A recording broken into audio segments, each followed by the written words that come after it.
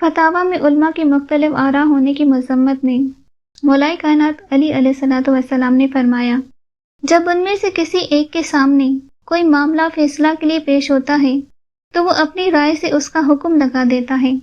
پھر وہی مسئلہ بینہ دوسرے کے سامنے پیش ہوتا ہے تو وہ اس پہلے کے حکم کے خلاف حکم دیتا ہے، پھر یہ تمام کے تمام قاضی اپنے اس خلیفہ کے پاس جمع ہوتے ہیں جس نے انہیں قاضی بنا رکھا ہے، تو وہ سب کی رائےوں کو صحیح قرار دیتا ہے، حالانکہ ان کا اللہ ایک، نبی ایک، کتاب ایک ہے۔ انہیں غور تو کرنا چاہیے، کیا اللہ نے انہیں اختلاف کا حکم دیا تھا اور یہ اختلاف کر کے اس کا حکم بجا لاتے ہیں، یا اس نے تو حقیقتاً اختلاف سے منع کیا ہے اور یہ اختلاف کر کے عمدن اس کی نافرمانی کرنا چاہتے ہیں، یا یہ کہ اللہ نے دین کو ادھورا چھوڑ دیا تھا اور ان سے تکمیل کے لیے ہاتھ بٹانے کا خواہش مند ہوا تھا، یا یہ کہ اللہ کے شریک تھے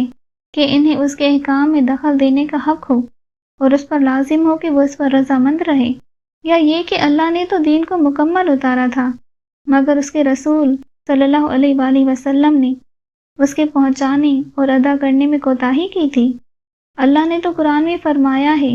کہ ہم نے کتاب میں کسی چیز کے بیان کرنے میں کوتاہی نہیں کی اور اس میں ہر چیز کا واضح بیان کیا ہے، اور یہ بھی کہا ہے